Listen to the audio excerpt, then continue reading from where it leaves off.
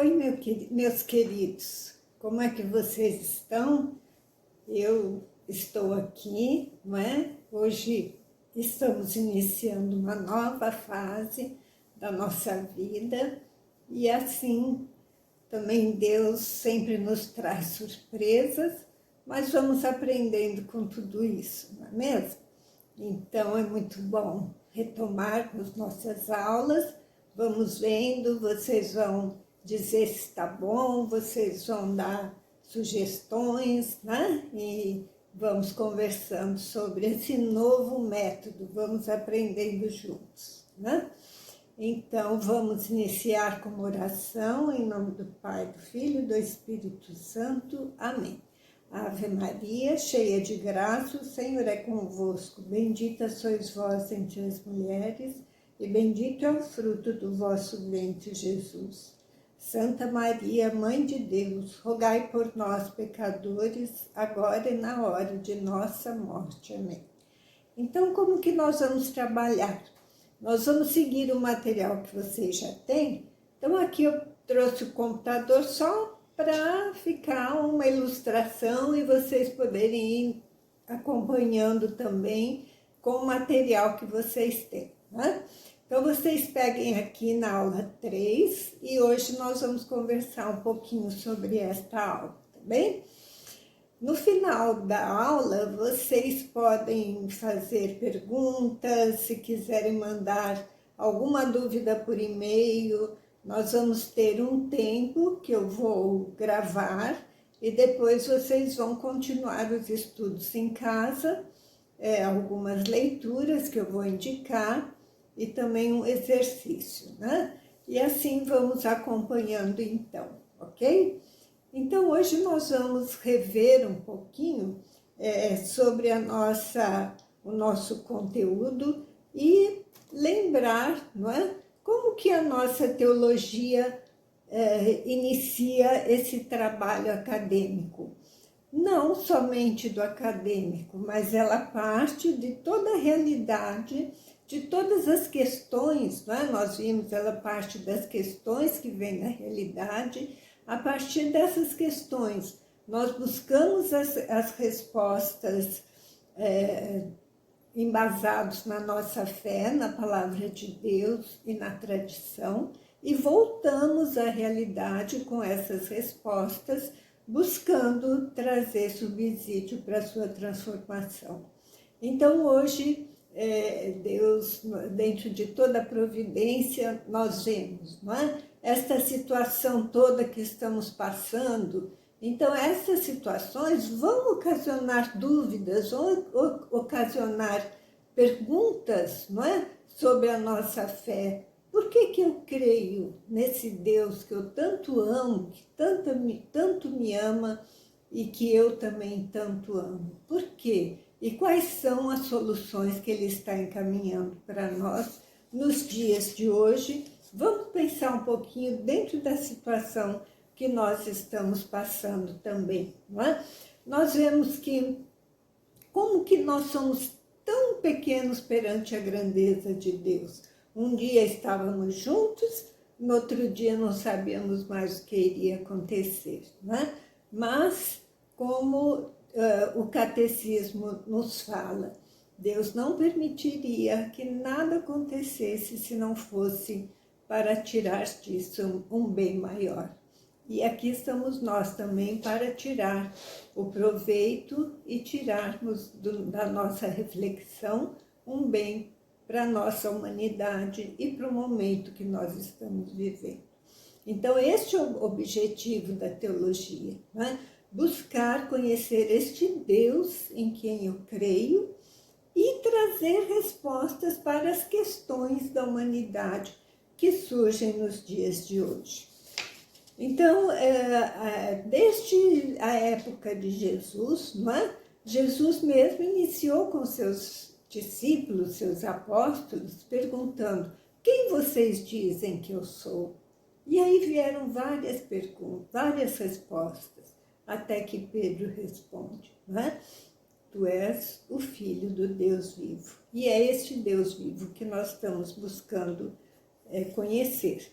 Então, desde Santo Agostinho, um grande santo da Igreja, que buscou, né, na revelação divina, quem é esse Deus que se revela. Depois, mais tarde, Santo Anselmo, já na época em que os estudos universitários estavam se organizando dentro da Igreja, por volta do século XI, ele diz o seguinte: a fé deseja a inteligência, a fé querens, fides queres intellectum, a fé quer o intelecto. A fé ilumina a inteligência para nós conhecermos a revelação divina.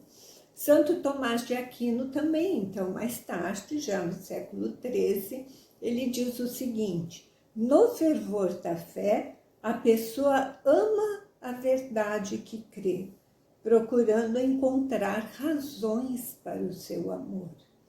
Quem é este que eu tanto amo?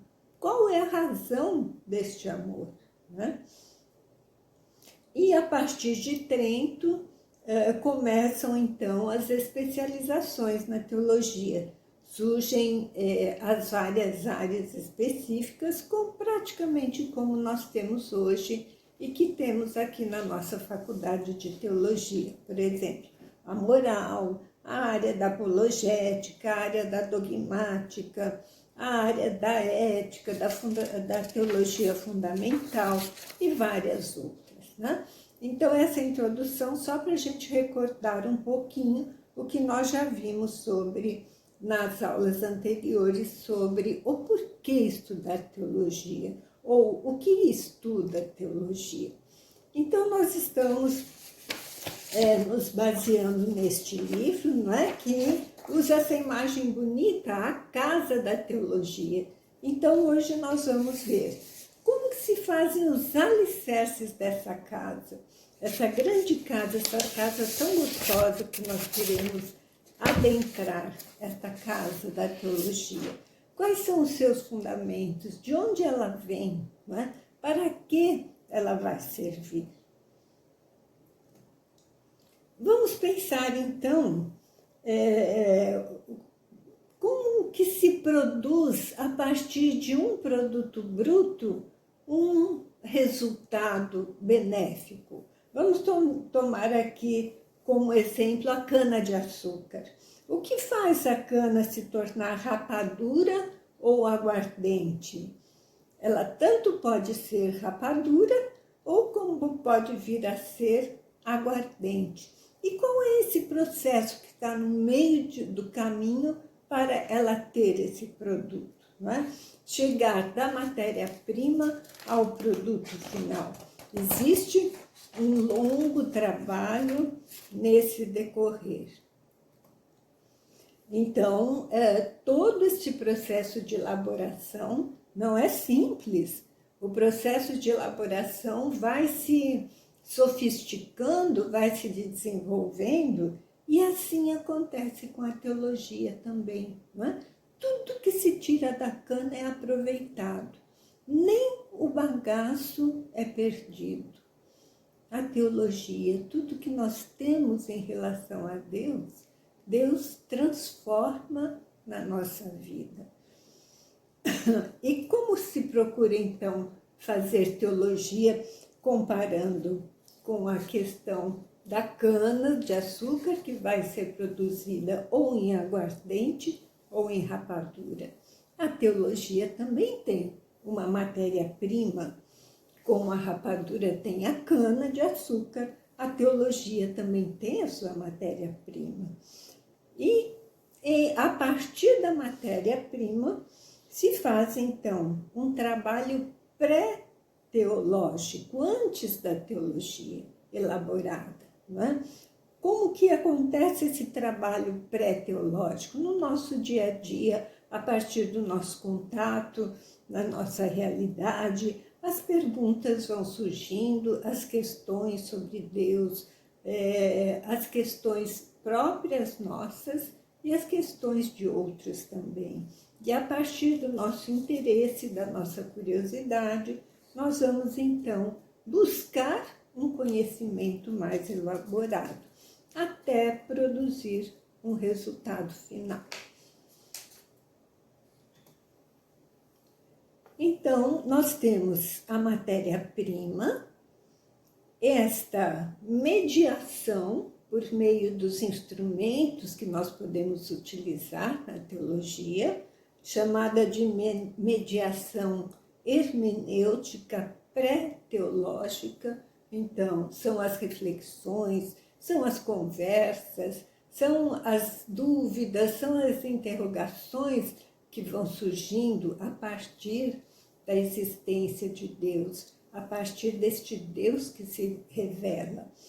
E então, depois, passamos para a mediação hermenêutica teológica, com um trabalho elaborado, com a pesquisa nos dados da teologia, que encontramos na Sagrada Escritura e no Magistério, até chegar a um produto final.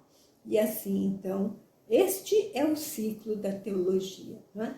Partindo da realidade, se busca os dados, esclarecer as questões trazidas da realidade com as fontes do nosso conhecimento, que seria a Sagrada Escritura, a tradição e os estudos do magistério, os documentos da Igreja, buscar o que dizem esses documentos para trazer novamente a realidade.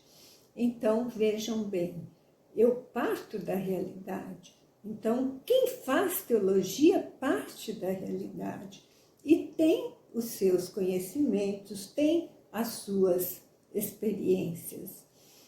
Porém, ao elaborar teologia, nós nos posicionamos como cientistas e procuramos buscar a neutralidade para entender quais são os conceitos novos, como que nós podemos ampliar o nosso conhecimento a partir daquilo mesmo que nós já tínhamos como visão anterior, antes de grandes estudos, porque Deus sempre inspira o nosso coração, não é? Mas a teologia acadêmica, ela busca respostas nos estudos.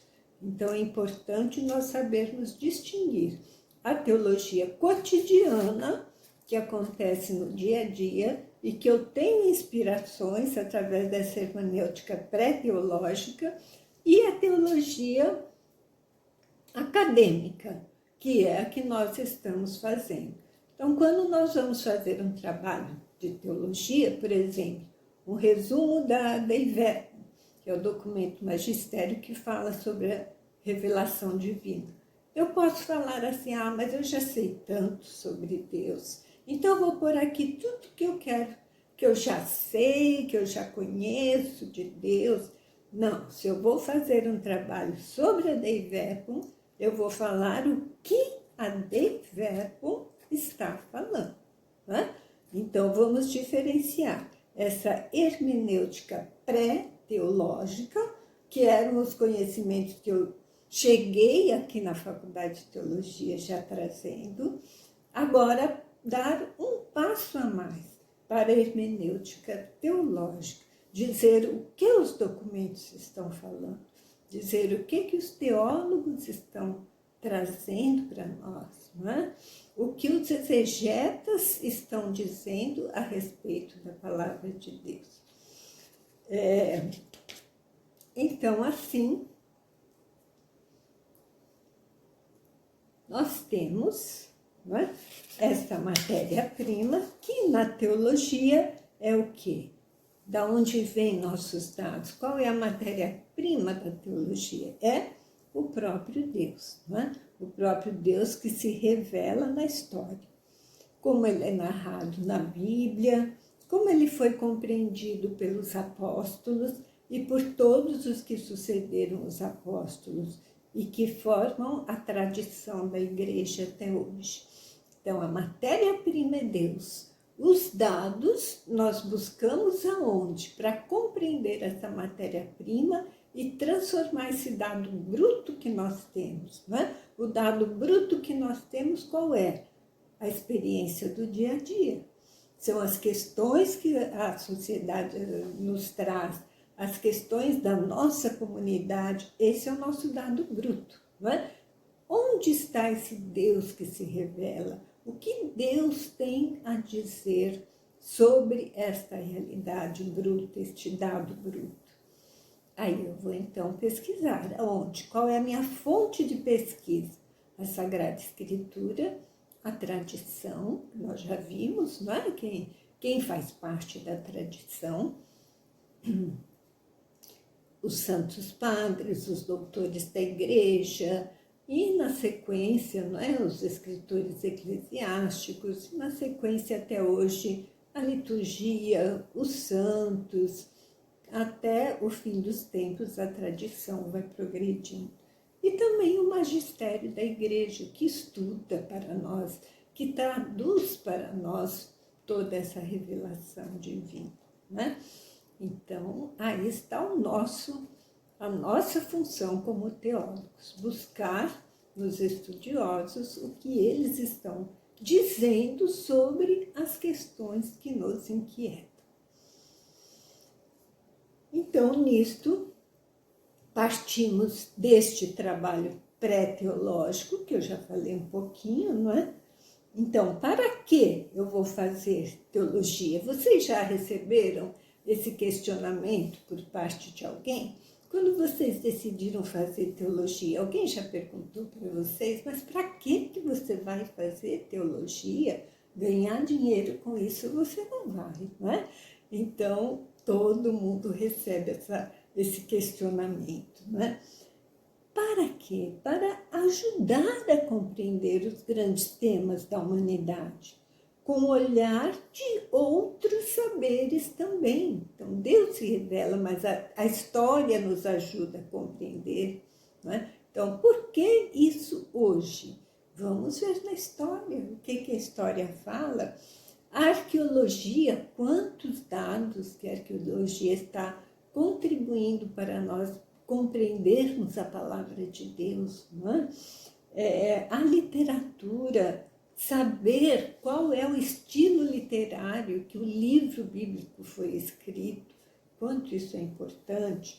A psicologia, compreender a dinâmica emocional, a dinâmica sensitiva das pessoas. A filosofia, qual é o modo de pensar, quais são as causas últimas de todas as coisas. Enfim, a teologia não trabalha sozinha. Olha só quantas ciências que estão envolvidas, trabalhando juntas com a teologia. Então, esta etapa do trabalho pré-teológico é o que a igreja hoje chama da etapa do ver.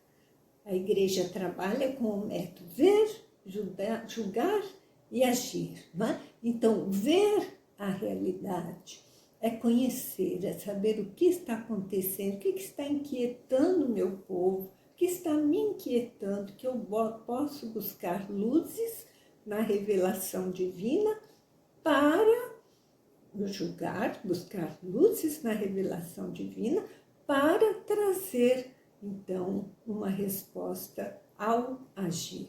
É um método que a igreja usa e que a teologia também utiliza. Ver a realidade, julgar a partir dos dados da Sagrada Escritura e da tradição para o agir, para voltar no agir. Essa parte introdutória, não é? Então, corresponde à hermenêutica pré-teológica. Para transformar, esse é o nosso objetivo. Para cada produto que se deseja, usa-se um instrumento adequado. Vamos voltar um pouquinho no nosso exemplo da cana-de-açúcar. Se eu quero produzir da cana-de-açúcar uma rapadura, são utilizados alguns instrumentos. Se eu quero um aguardente, são outros instrumentos que são utilizados. E na teologia é assim também. né? Conforme a cultura de cada povo, conforme a realidade, a sua situação, conforme a vida do povo, um instrumento é utilizado. Existe um método próprio para se fazer teologia. Na teologia, pensar a fé exige muito trabalho, exige paixão e um método adequado. E, sobretudo, o que move esse trabalho é a paixão, né?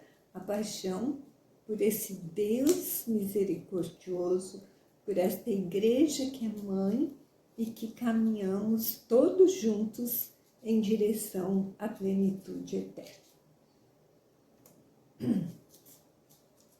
Então, vejamos, o trabalho teológico é exigente. Olha só, para se fazer uma rapadura, como é difícil, não é? E assim também é a teologia.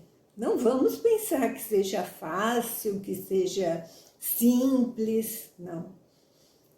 Dentre todos os estudos que nós formos fazer na nossa vida, nós vamos ver que o estudo teológico é o mais exigente, porque nós estamos trabalhando com os dados da revelação divina, e são dados que ultrapassam a nossa inteligência. Podemos conhecer esses dados? Podemos. Deus quer que conheçamos cada vez mais, porque amamos, a paixão aumenta, amamos cada vez mais à medida em que conhecemos mais. Porém, não abarcamos a totalidade. São Tomás de Aquino fala que falar de Deus é falar o que ele não é, porque a totalidade do que ele é, nós não abarcamos. Então, o trabalho é exigente, o trabalho é sério, o trabalho é penoso. E existe, então, um caminho a percorrer. Por exemplo, como será que as pessoas compreendem um determinado tema? Vamos dizer, Jesus. A pergunta que Jesus fez para os apóstolos e que eu já falei hoje, que ele faz para cada um de nós, não é? Quem dizem os homens que eu sou? Uns dizem que é profeta, outros isto, outros aquilo. Agora Jesus pergunta, e vocês, quem dizeis que eu sou? E essa pergunta ele faz para nós. Se nós formos perguntar aqui entre nós, quem é Jesus para cada um de nós, cada um vai ter uma experiência própria de Jesus. E só vamos falar quem é Jesus a partir desta experiência de Deus. De Jesus aonde? Na nossa vida. Vai ser nos livros? Os livros podem esclarecer, ajudar. Mas a experiência do seguimento de Jesus é que faz eu conhecer e me apaixonar por Jesus.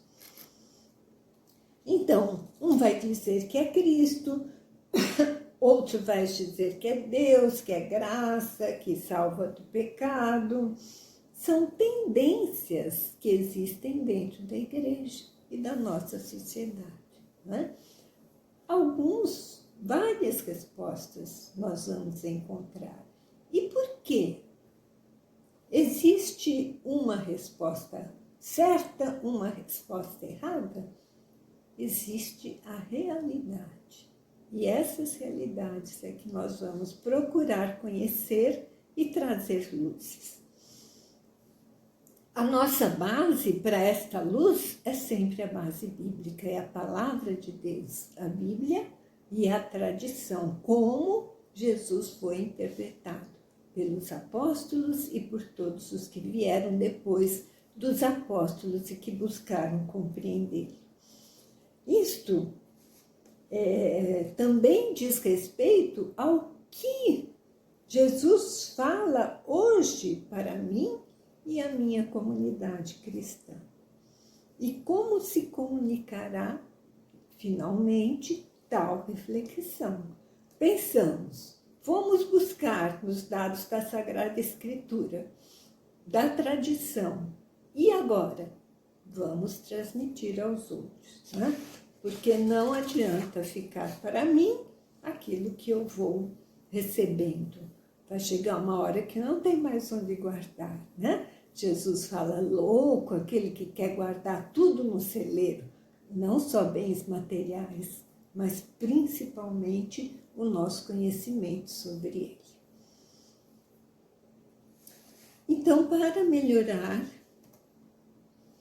a produção de teologia, o que é a produção de teologia? Qual é o resultado final? Qual é o produto da teologia? Não vai ser mais um açúcar mascavo, não vai ser mais uma rapadura, mas vão ser os nossos trabalhos teológicos, as nossas produções acadêmicas.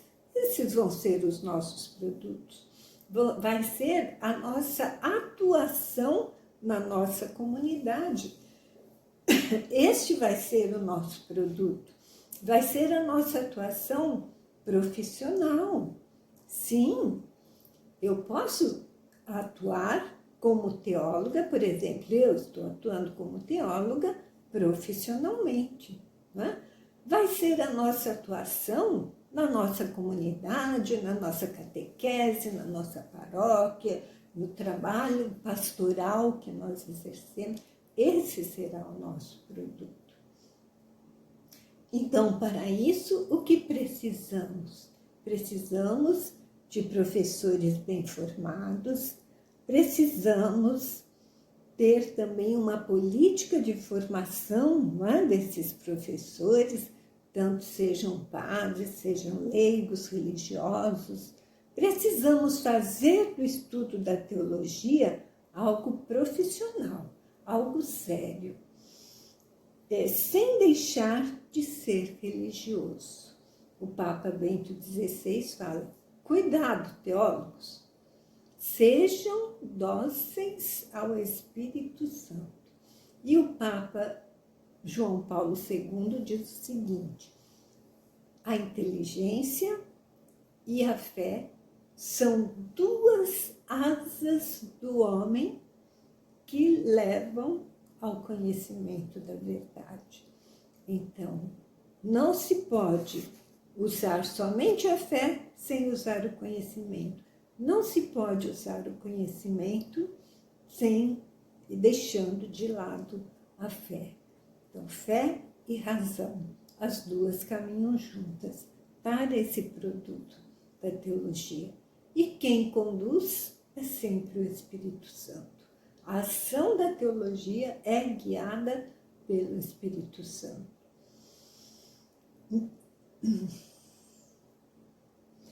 Ela deve ser oficializada, graças a Deus nós já temos, não é? No nosso país a teologia oficializada. Esse curso que fazemos é um curso de bacharelado, oficializado pelos poderes públicos, então por isso também temos que atender alguns requisitos civis, não é? Ela deve ter diversificação do público-alvo. Então nós já vemos aqui entre nós os leigos fazendo teologia, que maravilha, não é? Que até pouco tempo eram poucos os leigos que faziam teologia, quase nenhum. Há pouco tempo atrás, teologia era somente para padres. Até hoje, se você fala para quem desconhece um pouquinho o assunto, eu vou fazer teologia. Qual é a primeira pergunta que vão fazer? Mas você não vai ser padre, por que você vai fazer teologia? Não é? Então, o campo da teologia atraindo leigos, atraindo pessoas que se dedicam a comunidades religiosas, e cada vez mais o público-alvo está aumentando, não é?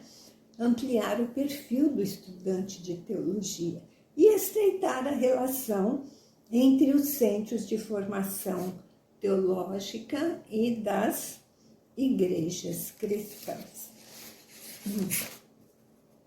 Então, este seria hoje, não é? O nosso tema para vocês trabalharem um pouquinho. E como fonte da teologia, para nós conhecermos um pouco mais, eu vou colocar aqui, porque acho que fica melhor do que no computador. Ó. Eu vou passar para vocês a nossa resenha, que nós estamos trabalhando desde o início, né? Mas eu vou passar por e-mail, vou disponibilizar no Moodle e vou disponibilizar no nosso grupo também, tá bom? Aqui é a nossa resenha que eu vou ler para vocês. Então, como eu sou professora de metodologia científica, já vou aproveitar para ensinar um pouquinho a vocês como fazer uma resenha. Certamente vocês estão aprendendo na disciplina, mas na prática é bom também reforçar, né? Então, sempre que formos fazer uma resenha, este material que eu vou mandar para vocês, o que está em vermelhinho é a orientação, tá? Para fazer a resenha. E o que está em preto é a resenha que eu fiz e estou trazendo como modelo para vocês.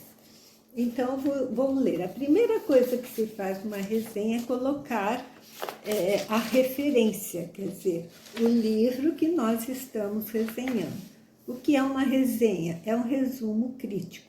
Então, toda vez que nós formos fazer um resumo, vamos fazer neste esquema, tá bem? Eu vou passar para vocês e vocês vão ver direitinho, passo a passo, e depois, então, tiramos dúvidas sobre a resenha. A resenha que a gente estava falando desde o início, né? Estava todo mundo tão curioso aí com a resenha, mas eu vou passar para ficar melhor para vocês conhecerem, tá bem? E gostaria, então, de encerrar a nossa aula de hoje dizendo para vocês, né, que estamos seguindo, então, os 2 livros, só lembrando para vocês, A Casa da Teologia e Introdução à Teologia do Libano. Se vocês pegarem, quem tem aqui a Casa da Teologia, pega, por favor, na página 41, para nós encerrarmos com essa meditação. Crer e compreender. O Deus de Jesus Cristo não é um mistério obscuro, do qual devêssemos aproximar-nos com os olhos cerrados e mediante imersão mística na interioridade pessoal, mas o Deus da vida revelado, com quem nos deparamos na história de Cristo, aberta para o futuro, porque ela nos envolve em seu processo. Crer e conhecer são os 2 lados da fé cristã, o pessoal e o objetivo. No crer, estabeleço uma relação pessoal e vinculo o meu presente com a sua presença. No conhecer, estabeleço uma relação viva com Cristo e percebo como Ele é, mesmo que eu não existisse. Com o conhecer, vejo nele não só o meu Senhor e o meu Redentor, mas o Senhor e Redentor em si mesmo. Do famoso monge Anselmo, que não desenvolveu sua teologia na Universidade das Ciências, mas no mosteiro de uma igreja, a que procede a fórmula de que a fé cristã seria fides queres intellectum, isto é, a fé cristã busca compreender aquilo em que crê. Mais ainda, creio para que compreenda. O compreender é o alvo dessa fé. A teologia, portanto, para a qual essa fé impele, deve dizer em que medida as coisas são como o crente acredita. Então, é o texto de Moltmann, o texto, um trecho, não é, do seu livro Experiências de Reflexão Teológica. Então, vocês podem pegar, não é, o livro Casa da Teologia, darem uma lidinha aqui para aprofundar no capítulo 2, capítulo dos alicerces da teologia, e depois, então, vamos partir para a nossa prática. Complementando o tempo da nossa aula, nós temos aqui 40 minutinhos de aula e vocês, então, vão complementar o dia de hoje. Como? Primeira coisa, lendo a resenha que eu vou mandar para vocês sobre a Deiveta. E depois nós vamos discutir sobre ela, tá bem? Segunda coisa, como é que nós vamos computar a frequência dos alunos? Cada semana, na segunda-feira ao meio-dia, a partir do meio-dia, eu vou mandar este vídeo para vocês, o vídeo da aula da semana. Vocês podem fazer, podem ver o vídeo, podem assistir a aula, pode fazer suas tarefas em qualquer dia da semana. Porém, vocês vão me retornar no meu e-mail, leilaor2608@gmail.com. Vocês vão retornar para mim um resumo de 10 a 15 linhas sobre o que foi importante para você na aula de hoje. Então, ouçam, não é, a nossa aula, peguem o material que está disponibilizado já para vocês e leiam. Se tiverem o livro, leiam também, não é? E façam esse resuminho. Este material que vocês me mandarem, então, esse vai computar como presença, ok? Tá entendido? Então, agora, vocês terão este restante, não é, do nosso tempo da aula de hoje para fazer este resumo. Então, agradecemos a Deus, não é, por essa oportunidade. Quero desejar a todos uma santa semana maior da igreja, Semana Santa muito piedosa. Vamos estar em nossas casas, não é, acompanhando as celebrações, mas vamos fazer também com muita fé e participar da melhor forma possível. É diferente e é um meio de fazer teologia, não é? O que nós podemos aprender com a situação de hoje? O que Deus nos fala a partir da situação que estamos vivendo hoje? Então, esse também pode ser um tema para você escrever sobre essa aula que nós tivemos hoje, tá bem? Uma feliz Páscoa para todos e nos encontramos na semana que vem. Então, toda segunda-feira eu vou postar o vídeo da aula, mas até a próxima segunda vocês devem me devolver o resumo de vocês, ou o comentário, ou uma pergunta com resposta. Se fizer a pergunta, tenta responder o que vocês entenderam, não é? Ou um comentário, ou dizer o que foi importante para você sobre a aula de hoje, tá bem? Então, fiquem com Deus, feliz Páscoa para vocês, para suas famílias, para todos os seus familiares. Em nome do Pai, do Filho e do Espírito Santo. Amém. Glória ao Pai, ao Filho e ao Espírito Santo, como era no princípio, agora e sempre. Amém. Até semana que vem. Feliz Páscoa.